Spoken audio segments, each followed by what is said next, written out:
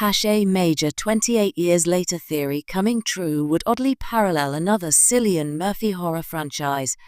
Cillian Murphy is no stranger to dystopian horror.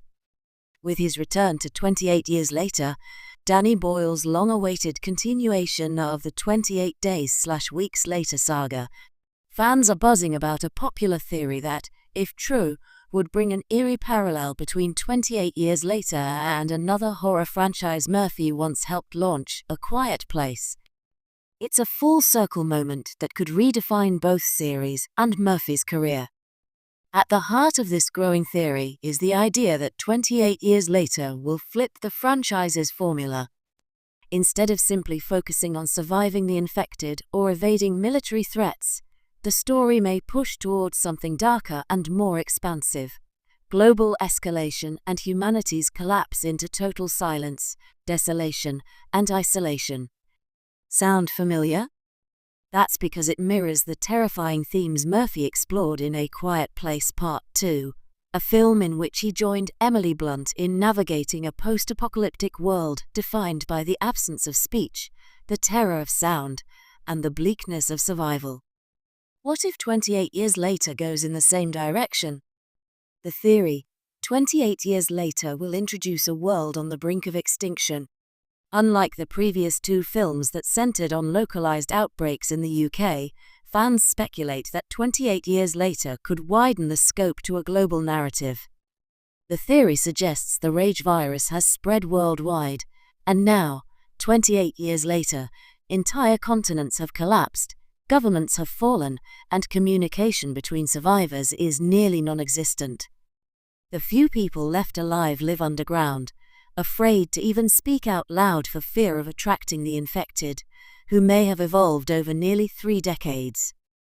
If true, the film could pivot from a traditional zombie survival tale into a meditative, eerie, and near-silent thriller about loneliness, fear, and communication breakdown. In essence, 28 years later could become a spiritual sibling to A Quiet Place, not in monster design, but in atmosphere, tone, and existential dread. Cillian Murphy's horror career comes full circle. Murphy's involvement in both franchises adds a fascinating layer to the theory. In 28 Days Later 2002, he played Jim, a man waking up from a coma into a world consumed by the rage virus.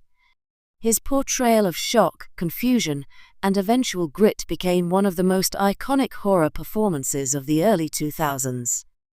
Fast forward to A Quiet Place Part 2 2021, and Murphy played Emmett, another lone survivor scarred by tragedy, isolation, and mistrust. In both cases, Murphy embodied characters struggling not only with the monsters outside, but also the emotional toll of living in a world where trust, speech, and society have all but disappeared. If 28 years later casts Murphy in a similar role, perhaps even revisiting Jim as a hardened, silent veteran of the rage apocalypse, it would be an uncanny mirror of Emmett's journey. In both stories, Murphy becomes the symbol of how horror isn't just about monsters. It's about losing our humanity in the process of surviving them. Boyle and Garland could be leaning into the parallel.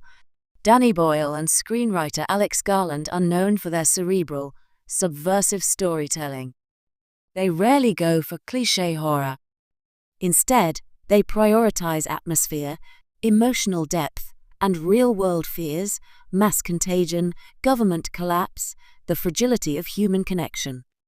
It's entirely possible they've taken note of the success of A Quiet Place and chosen to pivot 28 years later toward a quieter, more existential direction. By emphasizing isolation over action and introspection over jump scares, the new film could become a bridge between modern horror styles, the fast-paced, infected zombie chaos of the early 2000s, and the more thoughtful, somber tone of today's post-apocalyptic cinema. A soundless world isn't just scary, it's tragic. What makes this theory so compelling is that it introduces a different kind of horror. Instead of running from infected mobs,